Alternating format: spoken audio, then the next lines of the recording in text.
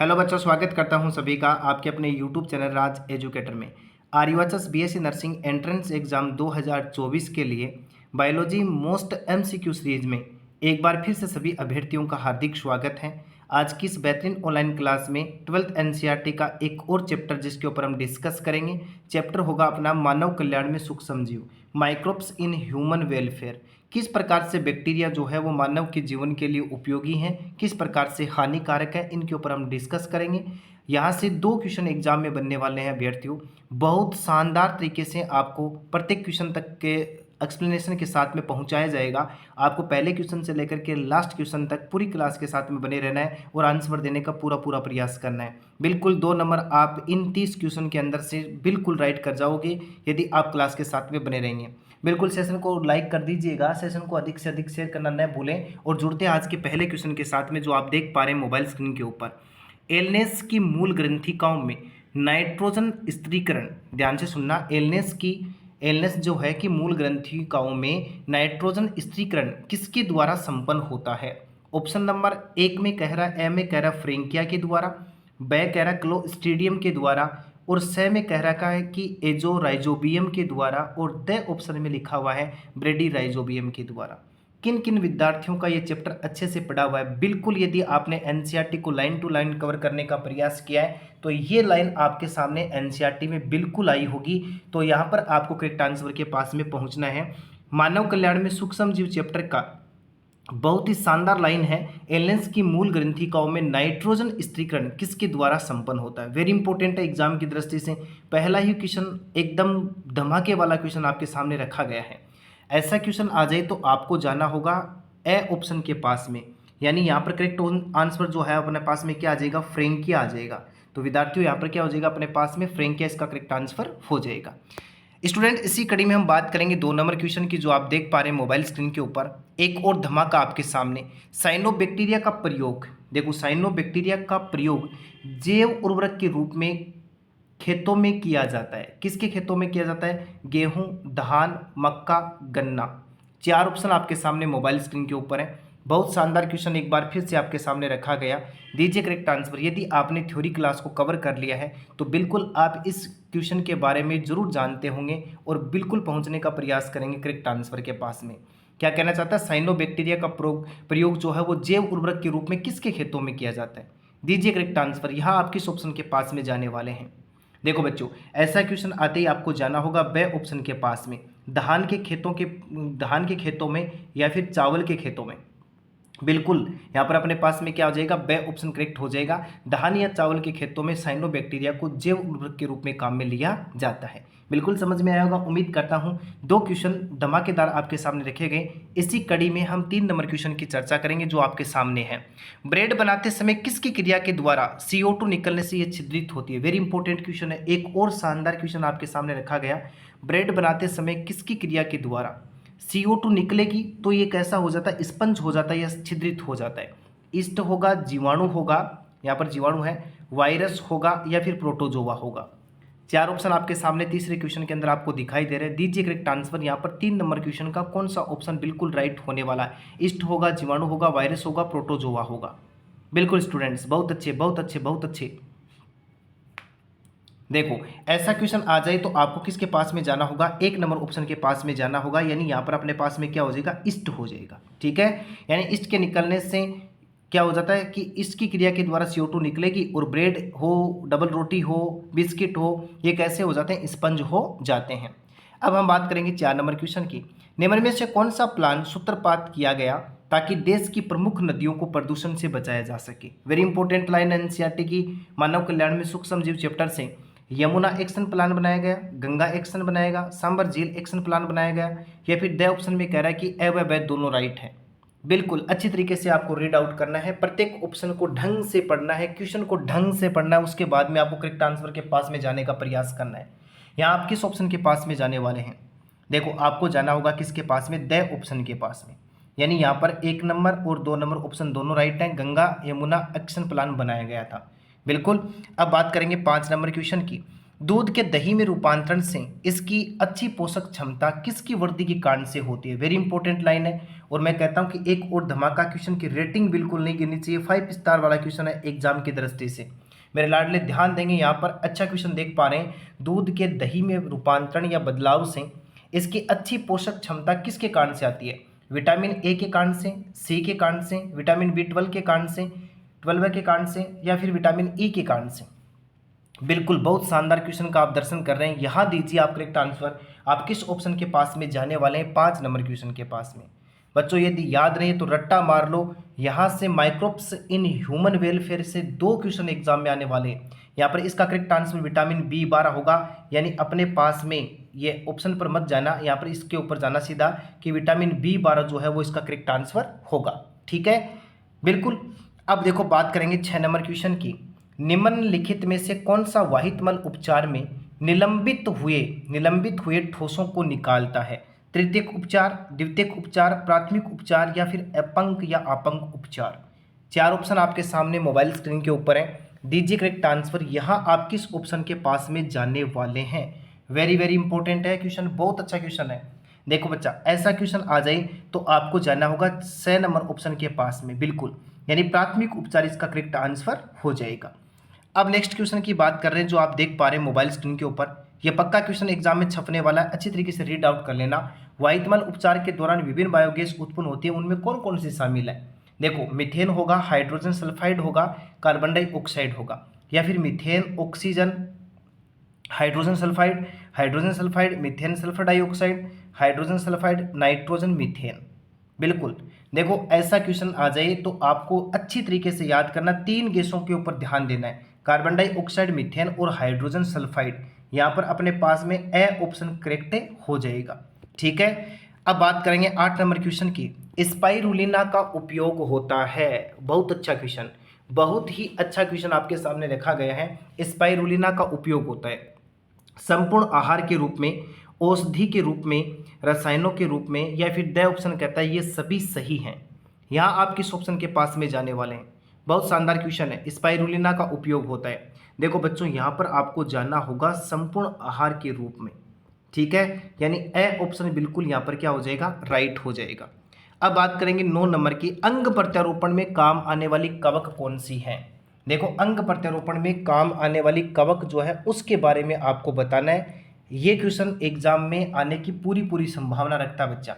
अंग प्रत्यारोपण में काम आने वाली कवक, देखो क्या कहता है, इस्ट है, ट्राइकोडर्मा पॉलीस्पोरम है, एस्परजिलस है, और नाइजीरिया है। दीजिए 9 नंबर क्वेश्चन का करेक्ट आंसर। बहुत कम समय में ज़्यादा क्वेश्चन करवा रहा हूँ, आपका समय खराब नहीं हो और फटाफट आप अच्छी तरीके से इस चैप्टर को कवर कर लो। देखो यहाँ पर बच्चा, यहाँ पर अपने पास में हो जाएगा ट्राइकोडर्मा पॉलीस्पोरम। ठीक है ना, बी ऑप्शन यहाँ पर करेक्ट हो जाएगा। नेक्स्ट बात करते हैं 10 नंबर की। निम्नलिखित में से किसका उत्पादन बिना आसवन के किया जाता है। वेरी इंपॉर्टेंट क्वेश्चन है, बहुत अच्छा क्वेश्चन आप देख पा रहे हैं मोबाइल स्क्रीन के ऊपर। बिना आसवन की बात करेगा, आसवन और बिना आसवन से क्वेश्चन आने वाला है, ध्यान देना एग्जाम में। वाइन, बियर, रम एवं बै दोनों। बिल्कुल, दीजिए करेक्ट आंसर। यहाँ पर कौन सा ऑप्शन करेक्ट होने वाला है। देखो यहाँ पर होगा अपने पास में द ऑप्शन, यानी वाइन भी होगा, बियर भी होगा, लेकिन रम नहीं होगा। रम बनाया जाता है आसवन के द्वारा। ठीक है, अब बात करेंगे 11 नंबर की। निम्नलिखित में से किसे किण्वित रस के आसवन से तैयार किया जाता है। बिल्कुल, किण्वित रस के आसवन से रम होगा, ब्रांडी होगा, विस्की होगा, उपरोक्त सभी होगा। दीजिए ध्यान यहाँ पर 11 नंबर क्वेश्चन के अंदर। बहुत शानदार क्वेश्चन, एक बार फिर से देख पा रहे हैं आप मोबाइल स्क्रीन के ऊपर। हाँ, इसका करेक्ट आंसर क्या होगा, द ऑप्शन होगा। यानी किण्वित रस के आसवन से बनाएंगे ना तो रम होगा, ब्रांडी होगा, विस्की होगा। और बिना आसवन की बात करेंगे ना आप, तब आपको बच्चे याद रखना वाइन और बियर का नाम याद रखना है। ठीक है, अब बात करेंगे 12 नंबर क्वेश्चन की, जो आप देख पा रहे हैं मोबाइल स्क्रीन के ऊपर। बटरफ्लाई तितली कैटरपिलर नियंत्रण में प्रयोग किया जाता है। बिल्कुल, देखो तितली का जो कैटरपिलर लार्वा होता है उसके नियंत्रण में हम किसको काम में लेते हैं। बेसिलस थुरेंजिसिस जीवाणु को काम में लेते हैं, ट्राइकोडर्मा को काम में लेते हैं, या फिर बैक्यूलोवायरेसिस को काम में लेते हैं, या फिर इनमें से कोई नहीं। यहाँ दीजिए आप करेक्ट आंसर, किस ऑप्शन के पास में आप जाने वाले हैं।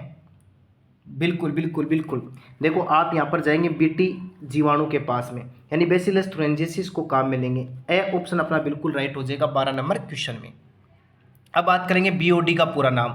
देखो बच्चों, ये क्वेश्चन आपको कंफ्यूज कर सकता है। बीओडी का पूरा नाम biological oxygen demand, biochemical oxygen demand, और बायोलॉजी ऑफ डाइवर्सिटी, या फिर उपरोक्त में से कोई नहीं। यहाँ करेक्ट आंसर देने का पूरा पूरा प्रयास आपको करना है। बीओडी का पूरा नाम। देखो ऐसा क्वेश्चन आ जाए तो आपको बे ऑप्शन के पास में जाना है, ए के चक्कर में मत फंस जाना, कंफ्यूज मत हो जाना, बायोकेमिकल ऑक्सीजन डिमांड होगा। नेक्स्ट बात करेंगे, गोबर गैस संयंत्र में काम आने वाला जीवाणु कौन सा है। वेरी इंपॉर्टेंट है, गोबर गैस संयंत्र में काम आने वाला जीवाणु कौन सा है, वेरी इंपॉर्टेंट।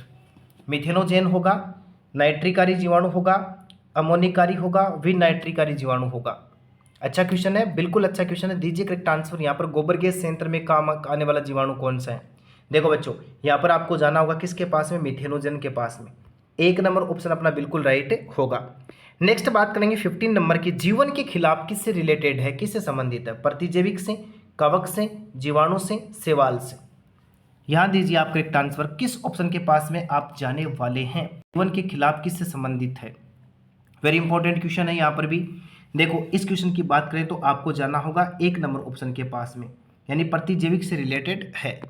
नेक्स्ट 16 नंबर की बात करेंगे, कवक एवं पादपों के साथ सहजीवी संबंध जो होता है उसको किसके नाम से जानते हैं। यदि ये चैप्टर अच्छे से रीड आउट कर लिए तो बिल्कुल उम्मीद करता हूँ कि इस क्वेश्चन के पास में आप पहुँचने वाले हैं। माइकोराइजा, लाइकेन, सिम्बायोसिस, या फिर उपरोक्त सभी। तो सिंपल है, कवक और पादपों के बीच का जो सह संबंध होता है उसको किसके नाम से जानते हैं, माइकोराइजा के नाम से। एक नंबर ऑप्शन अपना बिल्कुल राइट होगा। बात करेंगे 17 नंबर की, ये क्वेश्चन अपना आ चुका है पहले भी, बटरफ्लाई कैटरपिलर के नियंत्रण में किसे प्रयोग किया जाता है। देखो, बीटी को किया जाएगा, ट्राइकोडर्मा को, और बैक्यूलोवायरसिस को, मेथेनोबैक्टीरिया को। तो बिल्कुल सभी को ध्यान है किसका किया जाएगा भाई, बीटी का किया जाएगा। नेक्स्ट बात करेंगे, अब देखो क्वेश्चन को अच्छी तरीके से पढ़ना। जल के एक नमूने में सूक्ष्म जीवियों द्वारा ऑक्सीजन के उद्ग्रहण की दर का मापन किसके द्वारा किया जाता है। वेरी इंपॉर्टेंट है, बहुत शानदार क्वेश्चन है, एग्जाम में पूछा जा सकता है। COD होगा, HOD होगा, SOD होगा, BOD होगा। बिल्कुल बिल्कुल बिल्कुल करेक्ट आंसर दीजिएगा यहाँ पर 18 नंबर क्वेश्चन का। देखो बच्चों, यहाँ पर हो जाएगा BOD टेस्ट, ठीक है। 4 नंबर ऑप्शन बिल्कुल राइट होगा। क्या कह रहा है, थक्का स्फोटन के रूप में किसे प्रयोग किया जाता है। स्ट्रेप्टोकाइनेज को करेंगे, लाइपेज को करेंगे, एमाइलेज को करेंगे, या फिर प्रोटीएजीज को करेंगे। तो थक्का स्फोटन में किसको काम में लेते हैं, स्ट्रेप्टोकाइनेज को काम में लेते हैं, काइनेज को काम में लेते हैं। एक नंबर ऑप्शन बिल्कुल राइट होगा। अब बात करेंगे 20 नंबर की, साइनोबैक्टीरिया पोषण के आधार पर क्या है। वेरी इंपॉर्टेंट है, इसका करेक्ट आंसर आपको ध्यान देना है। साइनोबैक्टीरिया पोषण के आधार पर क्या है, परजीवी है, परपोषी है, स्वपोषित है, मृतजीवी है। बिल्कुल अच्छा क्वेश्चन है, आपको ध्यान से रीड आउट करने के बाद में यहाँ पर करेक्ट आंसर देने के पास में पहुँचना है। देखो बच्चों, यहाँ पर अपने पास में आ जाएगा 3 नंबर ऑप्शन, यानी साइनोबैक्टीरिया पोषण के आधार पर स्वपोषी होता है। नेक्स्ट बात करेंगे, एफिडो तथा मच्छरों से छुटकारा दिलवाने में निम्न में से लाभप्रद कौन है। देखो, ड्रैगन फ्लाई व बीटल है, बैक्यूलोवायरसिस है, बेसिलस थुरिंजियसिस है, या फिर ट्राइकोडर्मा है। बिल्कुल अच्छा क्वेश्चन है, ये एग्जाम में छपने की संभावना है, ध्यान से पढ़ना है इसको। एफिडो तथा मच्छर, रट्टा मार लो मेरे लाडलो, ड्रैगन फ्लाई और बिट्टल का नाम आते ही आपको तुरंत उसी आंसर के पास में पहुंच जाना है। एक नंबर ऑप्शन बिल्कुल राइट होगा। ताड़ वृक्ष के किस भाग से प्राप्त स्राव को किण्वित कर टोडी बनाया जाता है। वेरी इंपॉर्टेंट है, ये भी पहले आया हुआ क्वेश्चन है, तो मुझे उम्मीद है कि सारे के सारे विद्यार्थी इसका करेक्ट आंसर देने वाले हैं। पाम जो है उसके किस भाग को हम यूज करेंगे और किण्वित करके टोडी बनाएंगे। जड़ को लेंगे, पत्ती को लेंगे, तना को लेंगे, पुष्प को लेंगे। दीजिए करेक्ट आंसर। 22 नंबर क्वेश्चन का आप कौन सा ऑप्शन सटीक होने वाला है, आपका कौन सा ऑप्शन राइट होने वाला है। देखो बच्चों, यहाँ पर अपने पास में 3 नंबर ऑप्शन हो जाएगा, यानी क्या होगा, तने को काम में लिया जाएगा। नेक्स्ट 23 की बात करेंगे, पेनिसिलिन के खोजकर्ता कौन है। अलेक्जेंडर हुक है, फ्लेमिंग है, ब्राउन है, स्वान नामक वैज्ञानिक है। बिल्कुल अच्छा क्वेश्चन है, यानी किसने पेनिसिलिन की खोज की थी। तो देखो, किसके बारे में जाओगे आप, अलेक्जेंडर फ्लेमिंग के बारे में जाओगे। 2 नंबर ऑप्शन अपना बिल्कुल राइट हो जाएगा। नेक्स्ट बात करेंगे, किस तत्व के पोषण के लिए माइकोराइजा उत्तरदायी है। Potassium, copper, zinc, phosphorus. किस तत्व के पोषण के लिए माइकोराइजा उत्तरदायी है। वेरी इंपॉर्टेंट क्वेश्चन है, बहुत शानदार क्वेश्चन आपके सामने रखा गया है। दीजिए करेक्ट आंसर, किस तत्व के पोषण के लिए माइकोराइजा उत्तरदायी है। तो देखो, ध्यान देखा है मेरे लाडले, यहाँ पर देखो क्या हो जाएगा, 4 नंबर ऑप्शन करेक्ट होगा, यानी फॉस्फोरस जो होता है उस पोषण के लिए, फॉस्फोरस के लिए माइकोराइजा उत्तरदायी होता है। 25 देखिए, द्वितीयक सीवेज उपचार मुख्यतः क्या है? भौतिक प्रक्रिया एक प्रकार की, यांत्रिक प्रक्रिया है एक प्रकार की, रासायनिक है या फिर जैविक प्रक्रिया है एक प्रकार की। द्वितीयक सीवेज उपचार मुख्यतः क्या है? ऐसे क्वेश्चन में आप फंसने की संभावना ज़्यादा है, तो देखो याद रखना, यहाँ पर 4 नंबर ऑप्शन के पास में जाना है, यानी क्या होगा? जैविक प्रक्रिया होती है एक प्रकार की। कैसी प्रक्रिया होती है? जैविक प्रक्रिया। नेक्स्ट, निम्न में से कौन सा युग्म जैव उर्वरक का जोड़ा है? वेरी इंपॉर्टेंट है, बहुत अच्छा। मैं कहता हूं कि इसका रट्टा मार लो, 5 स्टार वाला क्वेश्चन है। रेटिंग जो है इसकी बिल्कुल नहीं गिरना चाहिए। एजोला व बिजी ए होगा, जिसको नीलहरी सेवाल कहते हैं। राइजोबियम घास होगा, नोस्टॉक लेग्यूम होगा, साल्मोनेला इरिसिया कोलाई होगा। बिल्कुल करेक्ट आंसर देने का पूरा पूरा प्रयास आपको करना है। निम्न में से कौन सा जोड़ा जैव उर्वरक का जोड़ा है? देखिए यहाँ पर 1 नंबर ऑप्शन बिल्कुल राइट होगा, एजोला हो जाएगा इसका करेक्ट आंसर। अब बात करेंगे 27 की, निम्न में से कौन सा एल्कोहल का उत्पादन करता है? क्लोस्ट्रीडियम ब्यूटाइलिकम करेगा, सेक्रोमाइसिस सेरेविसी करेगा, ट्राइकोडर्मा पॉलीस्पोरम करेगा या फिर एस्परजिलस नाइगर करेगा। इस क्वेश्चन का करेक्ट आंसर क्या होने वाला है? तो देखो बच्चों, यहाँ पर आपको जाना होगा 2 नंबर ऑप्शन के पास में, सेक्रोमाइसिस सेरेविसी जो है इसका करेक्ट आंसर होगा। अब बात करेंगे 28 नंबर क्वेश्चन की, नाइट्रोजन स्त्रीकरण करता है। भाई कौन करता है नाइट्रोजन स्त्रीकरण? नोस्टॉक करेगा, एनाबिना करेगा, ओसिटोलेरिया करेगा, ओसिलेटोरिया करेगा या फिर उपरोक्त सभी करेंगे। बिल्कुल आपको यहाँ पर यह बताना है कि नाइट्रोजन स्त्रीकरण करने वाले बैक्टीरिया कौन से हैं, या इसमें से कौन कौन है जो नाइट्रोजन स्त्रीकरण करने का काम करते हैं। देखो नोस्टॉक, एनाबिना और ओसिलेटोरिया तीनों ही करते हैं। इनके अंदर एक विशेष प्रकार की कोशिका पाई जाती है जिसको हेटेरोसिस्ट कोशिका के नाम से जानते हैं, और वो नाइट्रोजन स्त्रीकरण करने का काम करती है। तो बिल्कुल यहाँ पर अपने पास में 4 नंबर ऑप्शन बिल्कुल राइट होगा। 29 की बात करेंगे, माइकोराइजा एक सहजीवी संबंध है किसके बीच का? भाई कवक व शैवाल के, ब्रायोफाइटा व शैवाल के, कवक व उच्च पौधों की जड़ों में, व कवक व जीवाणु के बीच में। बिल्कुल 29 का करेक्ट आंसर क्या होने वाला है? माइकोराइजा एक सहजीवी संबंध है। किसके बीच का सहजीवी संबंध है? तो ध्यान रखना है, कवक जो है, माइकोराइजा जो है वो कवक व उच्च पौधों की जड़ों के बीच का सह संबंध माना जाता है। 3 नंबर ऑप्शन बिल्कुल राइट होगा। अब बात करेंगे 30 नंबर क्वेश्चन की, जैव नियंत्रण के प्रयोग में काम आने वाला विषाणु कौन सा है? बेक्यूलोवायरस है, एडिनोवायरस है, रेट्रो है, पैरामिक्सो वायरस है। इस क्वेश्चन का करेक्ट आंसर देना है भाई, जैव नियंत्रण के प्रयोग में काम आने वाला विषाणु कौन सा है? तो बिल्कुल 1 नंबर ऑप्शन राइट हो जाएगा, बेकुलो वायरस के नाम से जिसको जाना जाता है। 30 नंबर क्वेश्चन में अपना 1 नंबर ऑप्शन बिल्कुल राइट होगा। बहुत कम समय में हमने इस चैप्टर को कवर करने की कोशिश की, आपका टाइम खराब नहीं हो इसलिए 17 से 18 मिनट के अंदर हमने 30 क्वेश्चन को कवर किया। इसी प्रकार से और बेहतरीन जो मोस्ट क्वेश्चन होंगे उनके साथ में हम फिर मिलेंगे, तब तक के लिए धन्यवाद।